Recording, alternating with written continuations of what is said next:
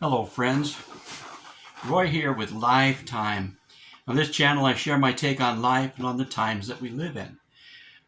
Today, we're looking at Jesus and asking the question, who is Jesus really? When we first see him, he's a little boy in a manger. Then he's carried around by his mom, and then he has little half brothers and sisters running around. We see him in the temple at age 12, sitting among the teachers, listening to them and asking them questions. And they're amazed at all his understanding and answers. The next time we see him is about 18 years later, when he is right around 30. He's being baptized by John in the Jordan River. So who was Jesus at this point? He's the son of a carpenter, probably seen by his people as even though they would remember his past, thinking he was an illegitimate child. They probably thought he was still a good man. Probably to many, he seemed like he was a goody-goody, because he was obedient to his parents, helpful to people, and didn't cause a lot of trouble. His peers might have seen him as a problem because their parents might have told them often, "Why can't you be more like Jesus?" After his baptism, Jesus spent 40 days in the wilderness fasting and being tempted by the devil. The first sign of power we see is that the devil departs when Jesus sends him away. "Away from me, Satan, for it is written, worship the Lord your God and serve him only." Then the devil left him, and the angels came and attended him. That was Matthew 4:10 and 11. After that, Jesus demonstrates healing powers and authority over evil or unclean spirits, being able to cast them out of people while ordering the spirits not to reveal who he was. Through Jesus' 3-year ministry, we see a man of compassion and extreme patience, except sometimes with the hard-hearted Jewish leaders. We see Jesus able to escape all their word traps for him, often turning the tables on them. We see a glorified Jesus on the Mount of Transfiguration, where Jesus' face shone like the sun and his clothes were like flashing lightning. We see Jesus walking on the water and calming the wind and the waves with his voice. We see Jesus fiercely cleansing the temple of crooked, ungodly practices.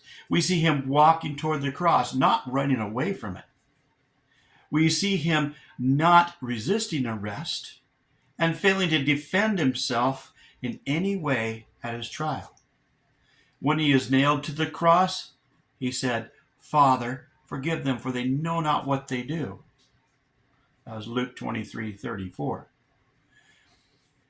We see him able to dismiss his spirit after only 6 hours on the cross, when it can take up to 2.5 days to die on a cross. We see him placed in the tomb, and on the third day he rises from the dead. He appears to his disciples for 40 days before rising up into the sky. And as they watch, Jesus disappears into the clouds. During that 40 days, he still had his wounds from the cross. He was able to eat fish and could appear in a room with locked doors and could vanish into thin air. Pretty amazing stuff, if you ask me. Now back to the question. Who is Jesus really? When we see Jesus again in Revelation chapter 1, we no longer see someone who was beaten and hung on a cross and laid in a tomb for 3 days. In Revelation 1, we see a person who screams sheer power out of every fiber of his being. He looks like a human dressed in a robe reaching down to his feet, with a gold sash around his chest, a sign of royalty. There, the human resemblance kind of fades. His hair is white like snow. His eyes are like blazing fire.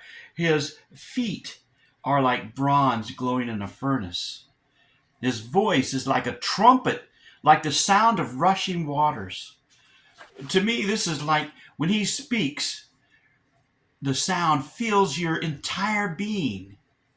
Out of his mouth came a sharp double-edged sword. His face was like the sun shining in all its brilliance. And in his hand he holds 7 stars. Please note that I take Revelation literally, so this is exactly what John saw. Are we seeing a carpenter who died on a cross now? We are seeing the King of the rulers of the earth in all his heavenly glory. Where in the world did this Jesus come from? And that's the question we are asking.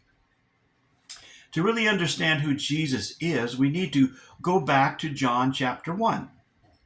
In the beginning was the Word, and the Word was with God, and the Word was God. The same was in the beginning with God. In verse 14, we see this Word take form. The Word became flesh and made his dwelling among us, and we have seen his glory, the glory of the one and only who came from the Father, full of grace and truth. This places Jesus back at the creation of all we know, right along with the Father and the Spirit of God hovering over the waters. According to John 1, Jesus is one with them. He is God. John 1:3 says, "Through him all things were made. Without him nothing was made that has been made." To me, this says that the Father had the plan and Jesus was the instrument to bring that plan about. Remember that sharp double-edged sword that came out of Jesus' mouth? Hebrews 4:12 says, "For the word of God is living and active, sharper than any double-edged sword." So really, the sword that comes from Jesus' mouth is the word. It's the words that were spoken to bring into being the world that we know. It's the word, the promises that are exceedingly great and precious that allow us to partake in the divine nature and escape the corruption that is in the world through evil desires. And it is the words that will destroy the armies waiting to fight the returning Jesus at Armageddon. So this Jesus is Emmanuel, God with us. He is Jesus, God saves. Jesus is Creator God. The words of Jesus will be our salvation. For us who know who Jesus is personally, he is also our dearest friend. Do you want to know him? If you confess with your mouth Jesus is Lord and believe in your heart that God raised him from the dead, you will be saved. For it is with your heart that you believe and are justified, and it is with your mouth that you confess and are saved. Jesus is only a prayer away.